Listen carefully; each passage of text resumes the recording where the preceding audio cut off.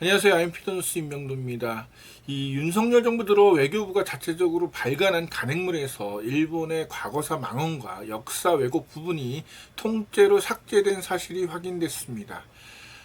지난 2019년 1월 외교부는 이제 2018 일본 개항이라는 이 간행물을 발간했습니다. 일본의 어떤 기본적인 정보뿐만 아니라 정치, 사회, 경제, 외교, 안보 등 다양한 내용이 담겨 있는데요. 이 2018 일본 개항에는 일본 정치인의 과거사 언급이나 역사 왜곡 등의 사례도 자세히 나와 있었습니다. 외교부는 지난해 3월 15일에 2023 일본 개항이라는 이 개정판을 이제 홈페이지에 공개했는데요. 근데 여기에 보면은 이 2018년도에 나와 있던 일본 과거사 발언과 역사 왜곡 부분이 사라져 있습니다. 그 2018 일본 개항 목차를 보면은 한일 관계가 파트로 이제 별도로 있고 참고 자료에 일본의 과거사 반성 언급 사례, 역사 왜곡 사례가 한 40쪽에 달해서 이제 기술이 됐는데 일본 정치인이 언제 어떻게 과거사에 대해 언급을 했고 이에 대해서 우리 정부가 어떻게 대응을 했는지가 자세하게 나와 있습니다. 이제 한 가지 예를 들어 볼게요. 이제 2005년 이 아소 외무 대신이 이 가나자와시 이제 강연에서 그때 이제 고이즈미 총리가 이제 신사참배를 해갖고 이제 문제가 됐었거든요. 그러니까 이 문제에 대해서 아소 외무 대신이 야스쿠니 문제를 거론하는 것은 기본적으로 세계에서 한국과 중국뿐이며 다른 곳에서는 들은 적이 별로 없다 이렇게 말했어요. 그러니까 이 신사참배를 왜 한국과 중국만 이렇게 얘기를 하느냐 하는데 이거 자체가 문제잖아요. 그러니까 일본이 침략을 해서 가장 피해를 본 나라가 어디예요? 한국과 중국이거든요. 당연히 얘기하는 거죠. 이렇게 이제 일본 심사참배가 나올 때마다 이제 그 주변국께서 하는 게 너네 일본 이러다 고립된다 이런 경고를 많이 했거든요.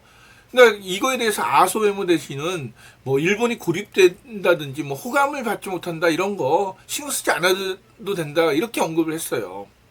그러니까 이 아소 외무 대신의 발언이 나오자마자 한국 외교부가 대변인 논평을 통해서 강한 유감을 표명을 했고요. 그 외교부 논평에 이런 말이 있어요. 그러니까 일본의 정치 지도자들이 역사에 대해 겸허하고 진솔한 자세를 가져야 된다. 그러니까 아소 외무 대신을 대놓고 이제 문제 삼은 거죠. 당시 이제 외교부 장관이 이제 반기문 장관이었는데 그때 이제 국회의장이 주최하는 만찬이 열렸어요. 그때 반기문 장관이 이제 그 오시마 주한 일본 대사를 만나갖고 이 아소 외무 대신의 발언에 대해서 유감을 표명하기도 했습니다. 그러니까 이 일본 개항이 굉장히 중요한 이유는 이 한일 관계에서 특히 이제 외교적인 부분에서 어떻게 외교부가 대응을 하고 그 다음에 어떻게 수습을 했는지 이런 내용들이 다 담겨 있는 거예요. 그래서 이 일본 개항을 저도 이제 그 기사를 쓸 때 많이 참고를 하지만은 기자뿐만 아니라 논문을 쓸 때 또는 이제 관련돼서 이 민간 연구소에서도 이 자료를 토대로 많이 활용을 하고 있습니다. 그래서 이제 단순한 외교부의 공식 간행물, 그냥 단순한 간행물로 보기가 어려운 거죠. 그러니까 외교부의 일본 개항에서 과거사와 이제 역사 왜곡 사례 부분이 이제 삭제된 사실을 이제 경향신문이 가장 처음 보도했거든요. 그래서 이제 그날 외교부 정례 브리핑에서 이제 외교부 입장을 묻는 이제 질문이 나왔어요. 그때 이제 그 임수석 외교부 대변인이 뭐라고 했냐면은 이거는 그냥 매년 정례적으로 발간하는 외교백서는 다른 성격이라면 별거 아니다 이런 식으로 얘기를 했거든요. 또 그리고 이제 작년에 발간된 개항 자료가 부정기적으로 발간됐기 때문에 5년 만에 나와 있기 때문에 최근 주요 현안들을 중심으로 기술하게 돼 있다 이렇게 얘기했어요.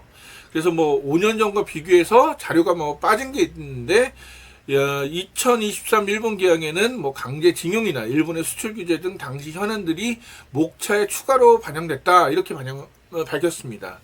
제가 확인해 보니까는 목차에는 나와 있는 게 없어요. 목차에는 없고 이제 한일 관계, 그다음에 정무 관계, 그리고 최고 주요 현안에 이 강제징용 문제가 기술했는데, 그러니까 이 외교부 대변인은 뭐냐면은 5년 전에는 뭐 과거사나 이런 것들이 중요해서 최근 현안으로 담았지만은 지금은 뭐 강제징용 문제가 있기 때문에 그걸 넣었다 이렇게 얘기를 하는데 2022년 그러니까 2023 일본 개항이 나오기 바로 전에죠. 그 전에 일본 문부과학성에서 이제 고등학교 교과서 검정 결과를 발표했는데 이때 역사 왜곡이 엄청나게 드러났어요. 그러니까 매년 뭐 반복되지만 그때도 또 나온 거예요. 그래서 이제 우리나라 교육부가 뭐냐면은 공식적으로 이거 시정해라 이렇게 촉구를 했거든요.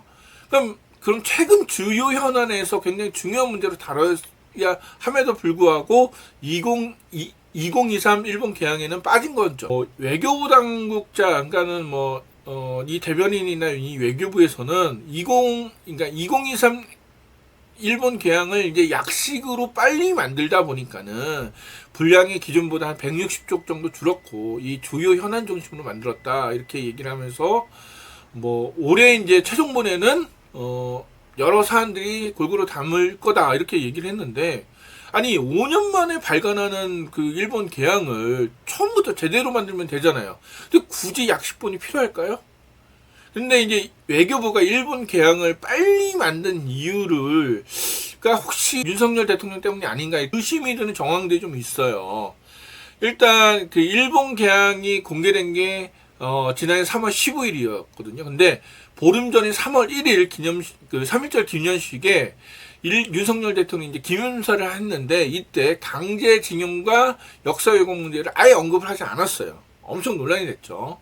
3월 6일에는 이제 강제징용 판결에 대해서 이제 제3자 변제안을 해결책이라고 또 내놓아서 또 파문이 일었고, 3월 16일에 이 윤석열 대통령이 일본을 방문해서 이제 기시다 총리를 만났고, 그때 이제 그 대통령실과 외교부가 내놓은 말이 뭐냐면은 한일 간 협력 새 시대를 첫걸음을 내겠다. 그래서 대대적으로 이걸 홍보를 했어요. 근데 이제 당시 이제 기시다 총리가 과거사 문제에 대해서 사과를 하지 않았거든요. 이러면서 그래서 나온 말이 일본에 면죄부 준 거 아니냐 이런 비판도 나왔습니다. 여러분 아시다시피 윤석열 정부 들어서서 일본 친화적인 발언과 행보가 굉장히 문제가 되고 있고 이에 대한 비판을 받고 있습니다. 근데 이런 와중에 과거사 망언 그리고 역사 왜곡 부분을 이제 삭제했다는 사실이 알려지면서 일각에서는 이거 굴욕적인 대일 외교 기조가 이제 그대로 반영돼서 나온 거 아니냐 이런 지적도 있습니다.